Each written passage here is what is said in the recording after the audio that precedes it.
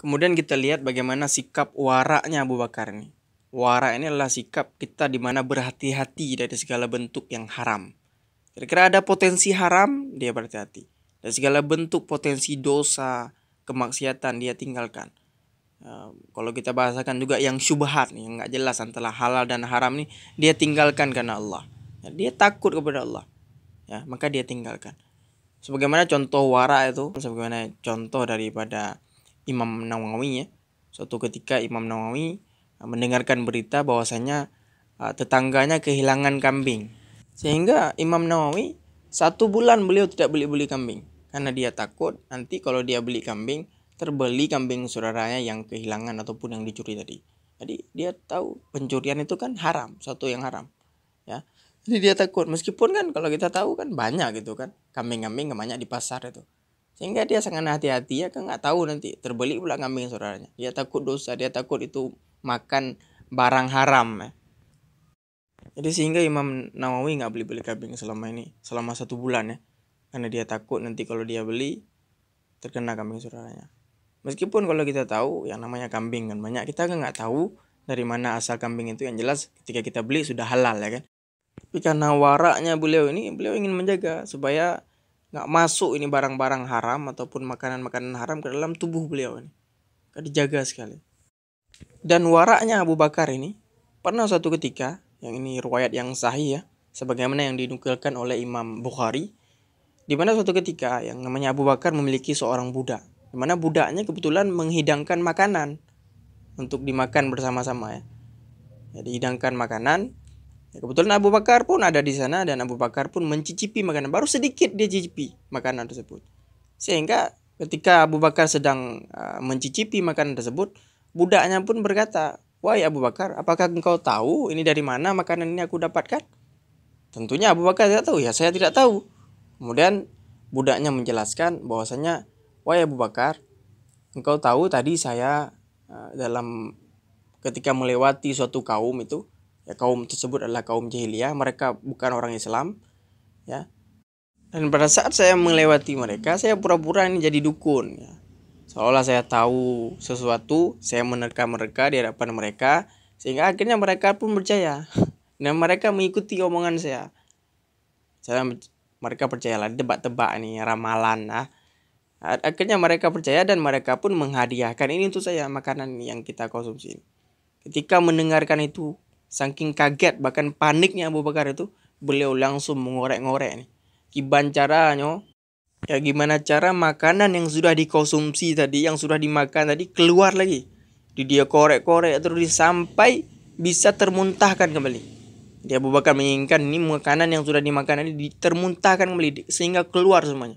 Dia Abu Bakar berusaha tuh dimasukkan air ya, dalam sebuah riwayat tuh dimasukkan air sehingga termuntahkanlah itu makanan-makanan yang sudah dikonsumsi tadi. Ini waraknya Abu Bakar. Tanya kiban. Kalau kita rasanya alah kakak kayak demong. Kita udah makan. Kita tahu bahkan itu haram pun kita makan juga ya. Beliau sangat hati-hati ini menjaga ini. Kita bahkan ya mudah saja kita sepelekan ya. Mau halal mau haram ya ajar mandum syubhat pun lebih syubhat ya udahlah. Ajar di dalam tanggap halal juga. Nggak boleh seperti itu. Maka ini menjadi pelajaran penting bagi kita. Jangan sembarangan ya. Kita harus cek dulu dari mana bahkan kita penghasilan kita ini. Kita berikan lagi kepada anak-anak kita, keturunan kita itu. Na'udzubillah. Maka jangan sampai ini hasil korupsi lah, sogok, mencuri, mendolimi, menipu orang lain. Na'udzubillah. Jangan sampai seperti ini. Na'udzubillah. Karena kalau kita mau berpikir itu yang haram-haram yang kita makan. Misalnya kita tahu ini haram, kita makan juga nih.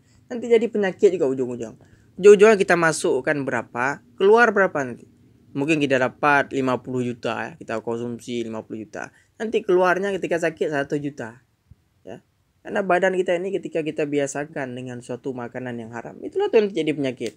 Kenapa nanti ada kanker, ada ini, bawa rumah sakit sehingga puluhan juta kita habis uang.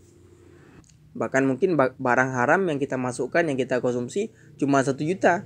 Tapi ketika sakit itu sampai 5 juta, bahkan 10 juta, 100 juta keluar. Maka kalau kita mau berpikir, ke situ kita arahnya berpikir. Yang haram itu, yang kita masukkan, nanti dia akan keluar sendiri juga. Dan keluarnya menyakitkan. Dengan sakit, dibawa ke sana, dibawa ke sini. operasi ini operasi itu, kan sengsara nanti akhir-akhirnya kan. Maka berhati-hati gitu. Maka Abu Bakar sangat hati-hati dia. Dia tahu ini nggak jelas ini hasilnya, langsung dia keluarkan, dia paksakan. Mintanya ala kakek lah. Udah masuk, udah temakan, maki balong. Nah, dia beliau ingin mengeluarkan. Bagaimana caranya? Bekna dalam tubuh lo. Jangan ada dalam tubuh saya ini makanan menjadi daging suatu yang haram. Hati-hati, pasti akan keluar nanti. Kan keluarnya menyakitkan sekali nanti kalau udah sakit, ya kan? Atau bahkan diuji dengan kecelakaan, musibah, kebakaran, harta hilang, dan macam-macam diuji. Intinya menyakitkan sekali nanti ujian. Karena yang namanya dosa itu pasti ada efeknya. Yang haram itu pasti akan ada efeknya. Maka kalau enggak dibalas langsung di dunia, tunggu di akhirat nanti. Ya kalau dibalas dunia, alhamdulillah lah. Kalau misalnya oke dibalas dunia. Tapi kalau nanti Allah tunda sampai di akhirat, bagaimana nyawa? Kalau sekarang di dunia oke lah, masih bisa kita cari celah, cari ini, cari solusi. Kalau di akhirat gimana loh?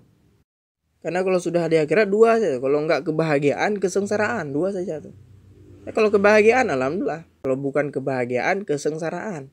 Itu dua saja. Kalau kita ini kebiasaan mengkonsumsi yang haram, melakukan dosa-dosa yang belum mungkin Allah balas di dunia itu, maka siap-siap nanti kesengsaraan kita itu yang selama-lamanya itu, bukan cuma berapa waktu ya.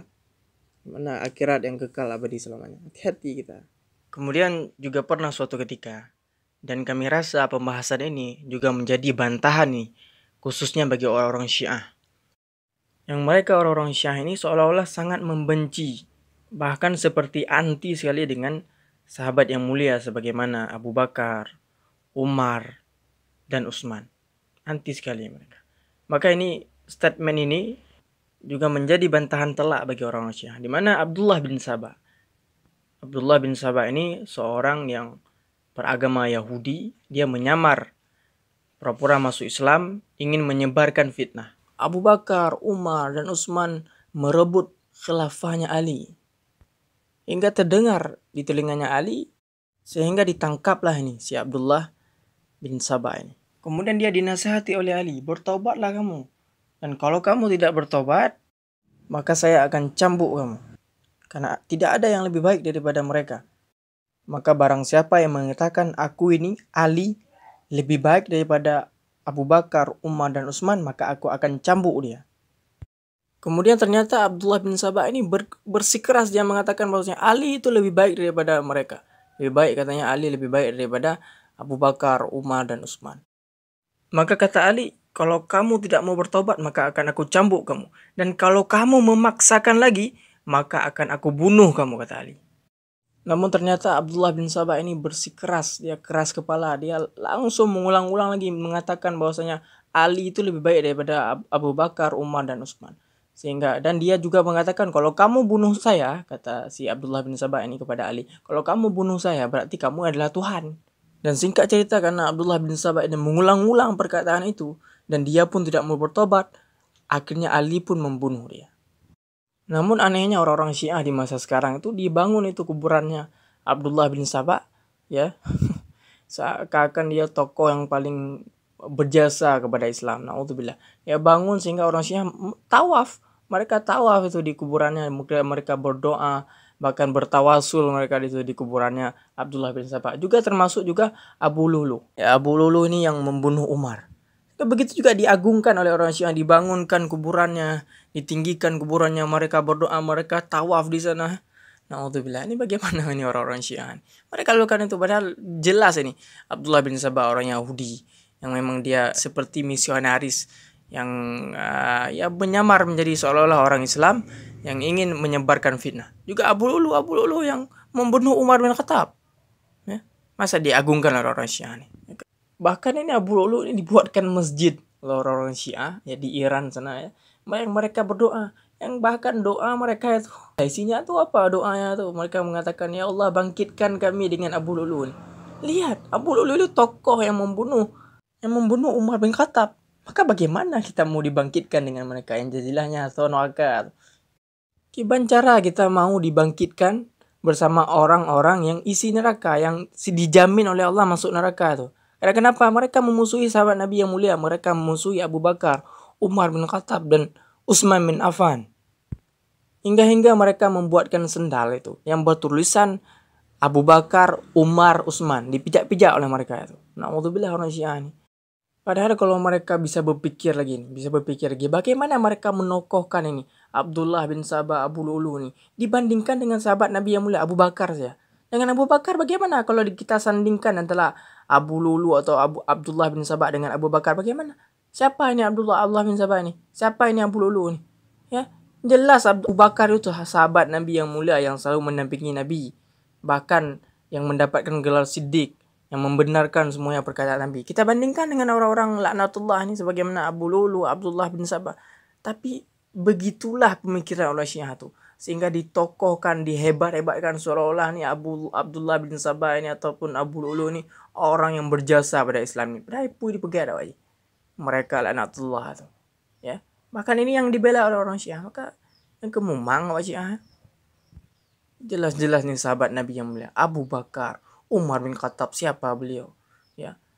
Utsman bin Affan, lihat aja sejarah itu. Ya sebenarnya mereka lihat sejarah, bagaimana sejarah itu. Bahkan ini Abu Bakar, Umar bin Khattab, ya, Utsman bin Affan, orang-orang ini orang-orang yang dijamin masuk surga oleh Allah Subhanahu wa taala. Dijamin masuk surga tanpa azab, tanpa hisab. Ya demikian faktanya. Itu fakta. Fakta di mana mereka itu sahabat Nabi yang mulia dijamin masuk surga. Maka dibandingkan ini Abu Lu'lu, Abdullah bin Sabah, ini siapa mereka? Ada tidak tuh hadis ataupun ayat yang menjelaskan tentang kehebatan mereka, yang menjelaskan tentang jaminan? Ada nggak mereka dijamin masuk surga? Tidak. Laknatullah, Abu Lu'lu membunuh Umar bin Khattab. Abdullah bin Sabah seorang orang Yahudi yang menyebarkan fitnah, membenci sahabat Nabi yang mulia. Maka ya demikianlah asasnya. Ya mereka memang itu misi mereka itu menghancurkan itu. Pertama dihancurkan orang yang terdahulu itu sebagaimana sahabat-sahabat Nabi yang mulia. Memang itu misi mereka. Sehingga dibuat kita ini membenci sahabat-sahabat Nabi yang mulia. Padahal kalau tidak ada mereka yang menerangkan Islam ini, ya, dari lisan mereka membawa Islam ini sampai hari ini, kepada siapa? Mana pegangan kita hari ini? Maka begitulah cara mereka untuk menghancurkan Islam ini. Namun Allah telah menjamin sebagaimana firman Allah dalam surat At-Taubah ayat 32. Yuridu ay yutfi'u nurallahi biafwahihim wa ya'ballahu illa ay yutimma nurahu walau karihal kafirun. Mereka hendak memadamkan cahaya agama Allah dengan mulut-mulut dan lisan-lisan buruk mereka itu. Tetapi Allah menolaknya, Allah menepis. Ya, Allah malah menyempurnakan lagi agamanya. Allah malah menyempurnakan lagi cahayanya. Walaupun orang-orang kafir tidak menyukai dan membencinya. Namun ingat, Allah akan menyempurnakannya.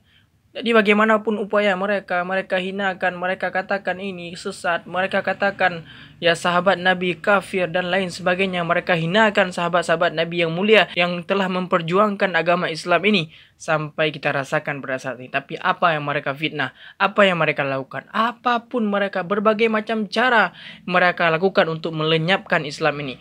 Berbagai macam cara mereka lakukan untuk mencoba merusak agama Islam yang mulia ini. Na'udzubillah. Itulah upaya mereka. Sehingga ketika Aisyah ditanyai, bagaimana itu sahabat-sahabat Rasulullah dihinakan, Abu Bakar, Umar, Utsman, dan sahabat lainnya dihinakan, dicaci maki. Apa ada respon Aisyah? Ya, begitulah. Begitulah cara Allah ingin menambah-nambah pahala. Allah ingin memberikan pahala yang besar kepada hamba-hambanya yang beriman, hamba-hambanya yang mulia. Sebagaimana para sahabat Nabi yang mulia itu. Karena otomatis apabila dihina, dicaci maki kita, otomatis kita akan dilipatkan ganda pahala oleh Allah SWT. Apalagi mereka yang sudah meninggal, dicaci maki, dihinakan, difitnah, ya, maka mereka pasti akan mendapatkan pahala yang berlipat-lipat ganda di sisi Allah SWT. Yang dahulu juga pernah suatu waktu, yang kalau kita bahasakan sahabat mencaci sahabat. Jadi ada sahabat yang baru masuk Islam, mereka mencaci sahabat-sahabat yang senior, yang lebih dahulu memperjuangkan Islam. Dia ada yang jadi. Sehingga Rasulullah SAW bersabda, La tasubbu ashabi. Jangan coba-coba kalian caci maki sahabatku. Karena apabila di antara kalian bersedekah satu besar gunung Uhud itu kalian bersedekah, tidak ada tandingannya dengan satu mud. Satu mud itu satu genggam sedekah yang sahabatku. Maka luar biasa nih.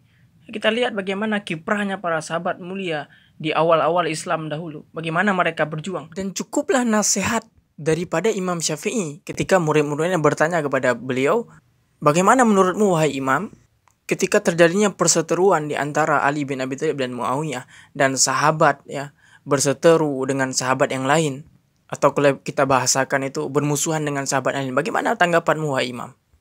Apa kata Imam Syafi'i? Dan perlu juga kita ketahui bahwasanya Imam Syafi'i adalah juga termasuk keturunan Nabi SAW dari Hasan. Dan Imam Syafi'i menyampaikan, hendaklah kalian melihat firman Allah dalam surat Al-Baqarah. A'udzubillahi minasyaitonirrajim. Tilka ummatun qad khalat laha ma kasabat walakum ma kasabtum wala tus'aluna ma kanu ya'malun. Maka setelah Allah menceritakan tentang umat-umat terdahulu, kemudian Allah berfirman bahwasanya yaitu umat-umat terdahulu yang kalau mereka berbuat baik maka mereka diberikan kebaikan. Kalau sebaliknya mereka berbuat keburukan juga mereka akan dibalas dengan keburukan mereka itu. Yang jelas yang baik adalah balasannya surga, dan yang buruk balasannya adalah neraka, yang mereka akan mendapatkan azab juga siksa. Dan tentunya nantinya kita juga akan dimintai pertanggungjawaban terhadap apa yang telah kita lakukan di dunia ini. Maka nggak usah repot-repot kita cari tahu bagaimana umat-umat terdahulu, bagaimana mereka, ya bagaimana pernegaraan mereka. Nggak usah, yang baik-baik kita contoh. Cukupkan saya dengan apa yang terbaik yang telah diajarkan oleh Rasulullah SAW. Juga teladan yang baik sebagaimana yang telah dipraktekkan oleh sahabat Nabi yang mulia. Dakwah semampumu.